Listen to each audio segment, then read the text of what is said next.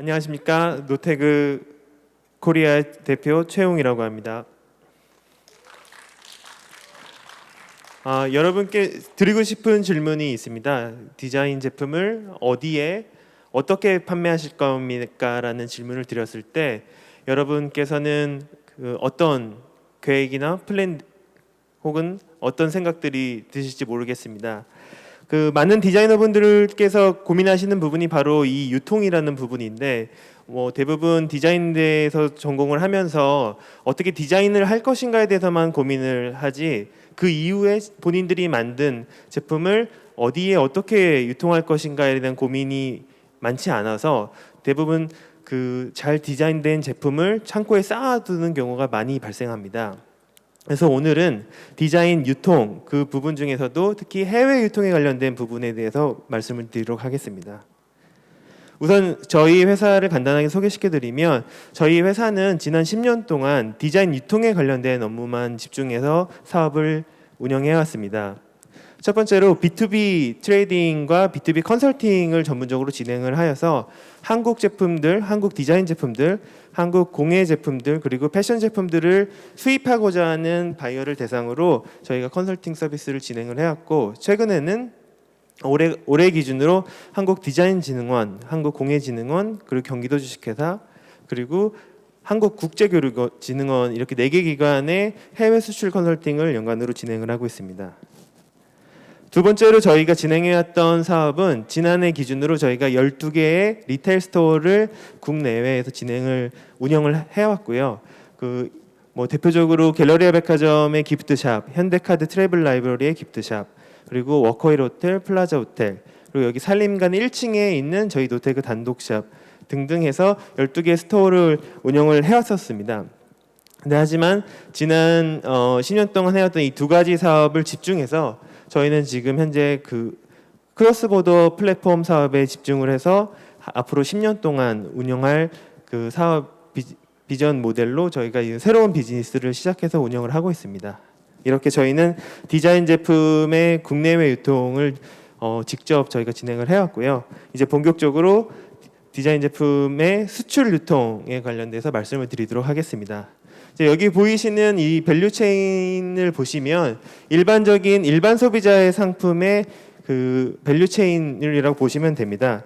자, 여기 보시면 기본적으로 디자이너 혹은 소상공인 혹은 중소기업에서 디자인 제품을 만들고 나서 보통 한국의 무역상사라고 하는 회사들 혹은 무역의 에이전시라고 지칭하는 회사들이 제품을 계약을 합니다.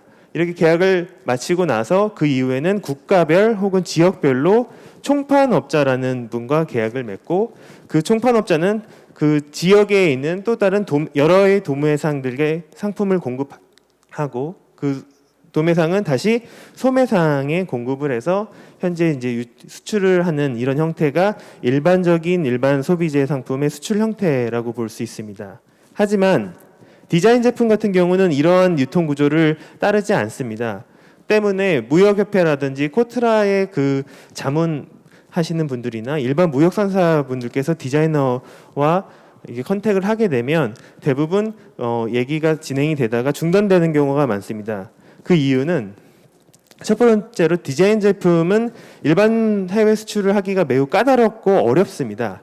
그래서 예를 들면 일단 디자인 제품을 유통하고 있는 해당 국가의 시장이 매우 작습니다. 우리나라 기준으로만 생각해도 온라인 채널 혹은 오프라인 채널에서 디자인 제품을 유통하는 유통 채널이 손으로 꼽힐 정도로 적기 때문에 다른 국가도 마찬가지로 이렇게 시장이 형성되어 있습니다.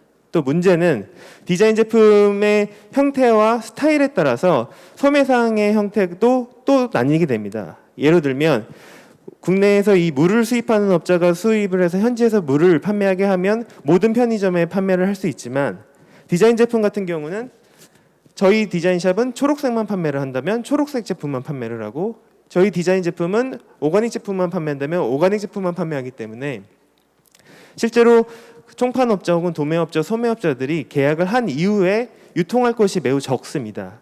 때문에 아까 말씀드렸던 대량으로 상품을 구입해서 저렴한 가격에 도매업자, 소매업자가 상생할 수 있는 그런 밸류체인이 형성이 되지 않습니다. 또한 무엇보다도 여러분도 마찬가지시겠지만 디자인 제품들은 사실 그 시장이 적기 때문에 대량 생산을 할 수 있는 구조가 되지 못합니다. 그렇기 때문에 중간에 있는 많은 밸류 체인들이 들어와서 이윤을 창출해서 만들 수 있는 그런 구조가 형성되지 않습니다. 그러면 이제 어떻게 디자인 제품을 유통을 해야 될까요? 우선적으로 여러분께서 가장 먼저 검토해야 할 부분은 박람회와 페어라고 볼 수 있습니다. 일반적으로 우리나라 코엑스의 기준으로 생각했을 때 일반 소비재 박람회나 일반 박람회 같은 경우는 디자인 제품들이 빛을 보기가 매우 어렵기 때문에 디자인 전문 페어를 골라야 되는데, 여기서 중요한 부분은 본인의 디자인 상품과 직접적으로 도움이 될 만한, 그리고 본인의 디자인 상품들을 선호하고 찾는 바이어가 오는 박람회를 고르는 게 매우 중요합니다. 일반적으로 디자인을 전공하신 분들이 런던 디자인 페스티벌이나 밀라노라든지 혹은 다른 미국이나 뉴욕에 있는 디자인 페어에 참여를 하는 것을 큰 영광으로 생각하고, 내가 제품이 생산이 되면 보통 이제 해외 전시에 참여할 때 비용이 1,000만 원 정도의 비용이 드는데, 이런 비용을 들여서 이 전시를 나가야겠다라는 그런 생각을 하고 많이 나가시는데, 실제적으로 바이어가 오는 또 디자인 전시회는 또 따로 정해져 있습니다. 예를 들면 런던 디자인 페스티벌 같은 경우는 일반 바이어가 많이 오지 않습니다. 기업의 디자인 담당자라든지 아니면 미디어라든지 디자인 학계에서 사람들이 많이 오는 전시이기 때문에 똑같은 비용을 들여서 나가도 바이어를 만날 수가 없습니다.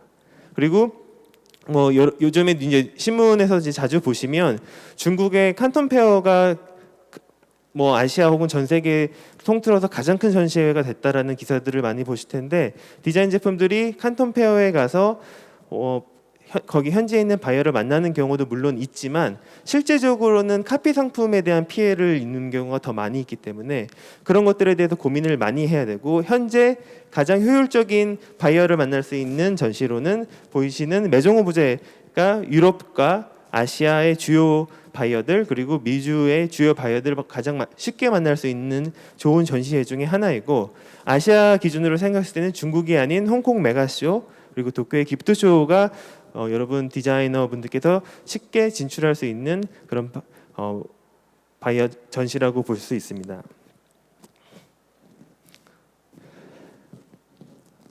이제 이 전시회를 나간 이후에 일반 또 박람회와 또 다른 새로운 바이어들을 만나게 되는데, 이 박람회에서 만나게 되는 바이어의 50% 혹은 많게는 80% 이상이 아까 보여드렸던 밸류 체인 중에 중간에 있는 무역상사나 도매상, 지역 총판이 없는 로컬 리셀러가 대부분 오는 전시가 됩니다.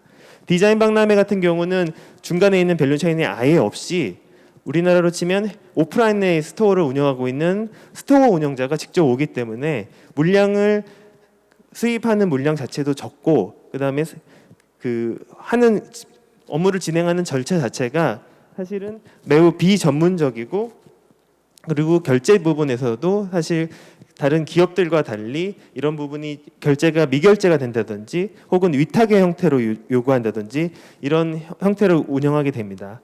때문에 여러분께서 전시회를 메종 오브제라든지 이런 디자인 페어를 나갔을 때 이런 소상공인 바이어가 왔을 때를 대비한 바이어 프라이리스트라든지 혹은 결제 방식이라든지 이런 것들을 별도로 준비하실 필요가 있으십니다.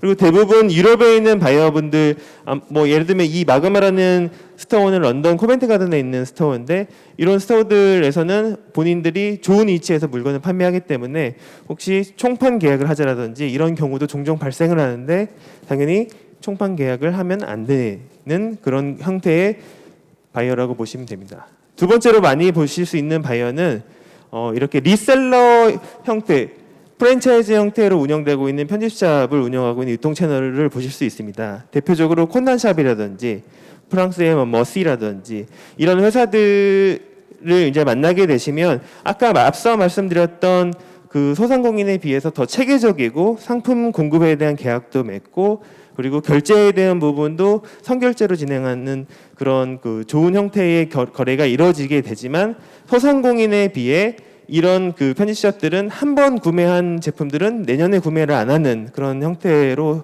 운영하고 있다는 부분도 여러분께서 참고하실 만한 부분입니다. 그리고 최근에는 그래도 인지도가 많이 높아졌지만, 사실 메종 오브제라든지 해외 전시에서 여러분이 만나셨을 때 가장 도움이 많이 될 만한 바이어는 동남아시아에 위치해 있는 이렇게 대형 바이어의 형태입니다. 보통 아까 말씀했던 밸류 체인에서 그 지역 총판의 역할을 하면서 본인들이 도매의 역할도 하고 본인들이 소매의 역할까지 하는 이런 형태고, 여기 보이시는 이 편집샵 같은 경우는 사실 그 방콕에 있는 시안 피아트라는 그룹의 편집샵입니다. 우리나라로 쳤을 때 갤러리베아 백화점 전체가 이 회사의 편집샵이라고 보시면 됩니다.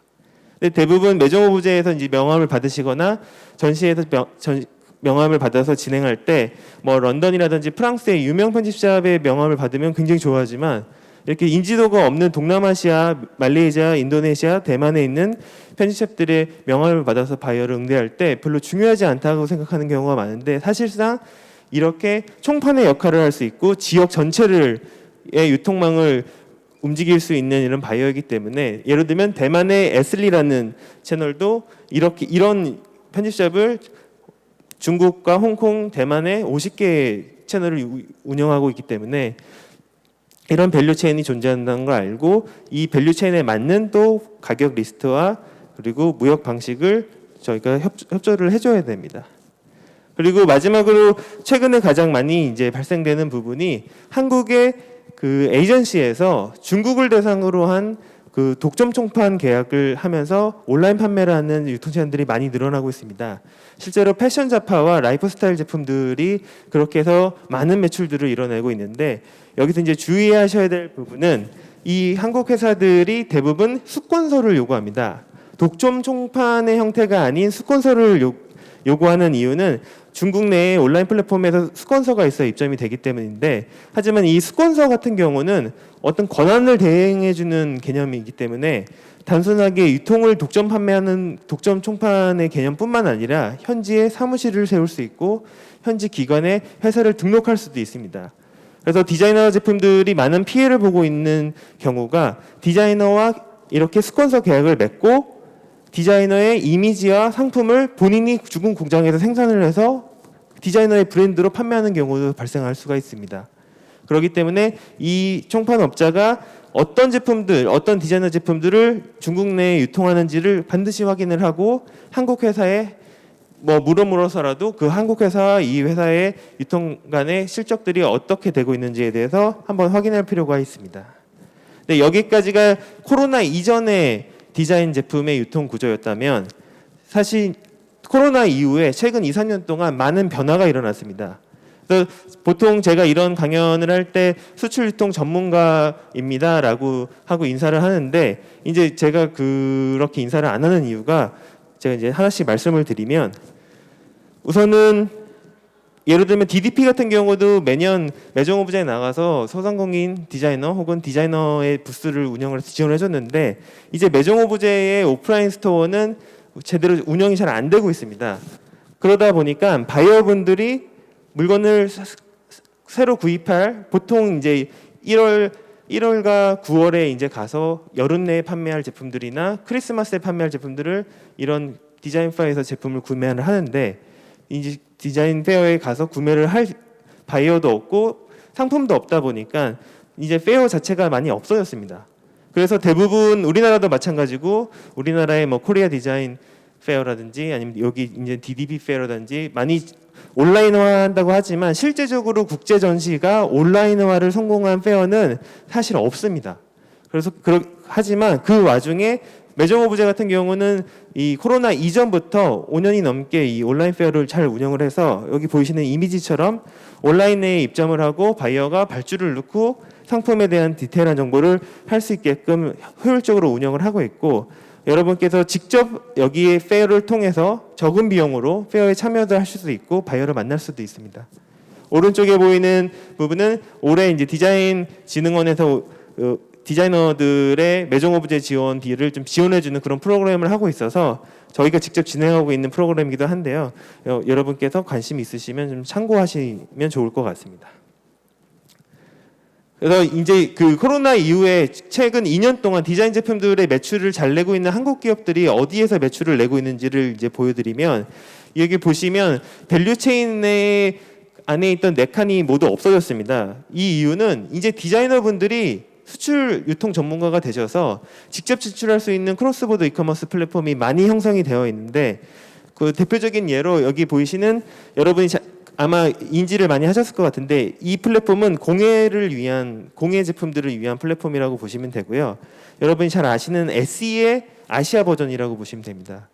SE에 비해서 인지도는 좀 떨어지지만, 하지만 아시아 내에서는 SE보다 매출이 훨씬 더 잘 높게 나오고 있는 이런 플랫폼이고, 공예뿐만 아니라 디자인 제품들이 이런 플랫폼을 통해서 공예 작가가 직접 해외에 배송하는 그런 시스템이 잘 되어 있는 플랫폼입니다. 때문에 우리나라에서 아이디어스를 운영하고 있는 공예 작가라면 이 플랫폼에 바로 입점을 하셔서 시장을 2배 혹은 10배를 늘려서 진출하는 것을 추천을 드리고요. 두 번째로 라이프스타일 제품과 디자인 제품, 그리고 일부 패션 제품들은 이 플랫폼을 통해서 많이 수출이 진행되고 있습니다. 여기 보시면 쇼피와 라자다라는 플랫폼이고요. 특히 쇼피 같은 경우는 동남아시아에서 이미 큰 인기를 확보한 이후에 남아메리카까지 진출을 해서 하고 있습니다. 그 말인즉슨 한국에서 쇼피 코리아를 통해서 입점을 해서 본인의 상품을 유통했을 때 아시아 7개국뿐만 아니라 남아메리카 국가까지 한 번에 수출할 수 있는 그런 플랫폼이 등장했습니다. 때문에 마찬가지로 디자이너 스스로가 본인이 직접 입점이 가능하고 관리가 가능하기 때문에 여기 있는 중간상들이 있을 필요가 없게 되었습니다. 우리나라로 치면 SSG와 비슷한 카테고리의 상품을 판매한다고 보시면 될 것 같습니다. 그리고 우리나라로 치면 무신사와 지그재그, 에이블리 같은 사이트가 자롤라라는 사이트입니다. 자롤라 사이트는 동남아시아 싱가포르를 중심으로 해서 유명한 사이트고, 자롤라뿐만 아니라 유럽에는 아소스라는 사이트, 그리고 오세아니아에는 아이코닉이라는 사이트가 이렇게 한국 브랜드가 직접 진출해서 수출을 할 수 있는 창구가 되어 있고, 이게 이러한 상황이 최근 1, 2년 동안 너무 활성화가 되면서 배송비도 저렴해지고 판매도 많이 늘어나게 되면서, 보통 저희가 이제 런던 패션 위크나 아니면 파리 패션 위크를 통해서 바이어를 통해서 소매상에 입점하는 그런 형태로 수출을 많이 했다면, 이제 그 소매상이 소비하는 것보다 이런 해당 플랫폼을 통해서 매출이 발생하는 경우가 훨씬 더 높아지기 때문에 굳이 저희가 패션위크에 돈을 많이 들여서 진출할 이유가 없어지는 상황이 벌어지고 있습니다. 아까 앞에서 말씀드렸던 저희가 작년까지 12개의 매장을 국내에서 운영을 하다가 온라인 플랫폼 사업을 하는 이유가 이런 이유 때문이기도 합니다. 저희가 생각했을 때는 지금도 온라인, 오프라인에 있는 스토어들이 매출을 유지를 할 수는 있지만, 분명히 이런 플랫폼들이 더 활성화가 되면서부터 더 이상 해외 물건을 사러 오프라인 편집샵에 가지 않고, 그리고 한국 제품을 사러 현지 오프라인 스토어에 가지 않고 바로 직접 구매가 가능한 상황이 계속 지금 점점점 벌어지고 있기 때문에 디자이너 스스로가 무역 전문가가 돼야 되고, 국가별로 이런 채널들에 대해서 고민을 해야 된다라고 말씀드리고 싶고, 마지막으로 아까 저 이전에 강연하셨던 분께서도 말씀하셨지만, 지금 클라우딩 펀딩 사이트라고 하면 보통 일본, 미국, 그리고 우리나라 정도까지만 생각을 하는데, 동남아시아권에 있는 클라우딩 펀딩에서도 매출이 한국 매출 이상으로 지금 매출이 잘 이루어지고 있고, 여기 지금 보여드리는 대만의 잭잭이라든지 대만의 시티소셜 혹은 홍콩의 서비스라고 하는 이 시티소셜이라는 사이트에도 많은 한국 제품들이 진출을 해서 지금 좋은 성적을 내고 있습니다. 그래서 이런 부분들을 여러분께서 유통 계획을 세울 때 보통 디자인에 대해서 혹은 제품의 퀄리티에 대해서 드리는 노력만큼 여러분께서 같은 노력을 유통 채널을 국가별로 만드셔야 되고, 그거를 어떠한 무역 상사라든지 무역 전문가를 통해서 진출한다기보다 본인 스스로가 직접 할 수 있는 시대가 되었고, 이런 시스템이 중소기업이나 대기업보다 오히려 젊고 본인 스스로 학습을 통해서 할 수 있는 소상공인 혹은 젊은 디자이너들이 할 수 있는 시대가 되었다라는 것들을 말씀드리면서 이번 강연을 마치도록 하겠습니다. 감사합니다.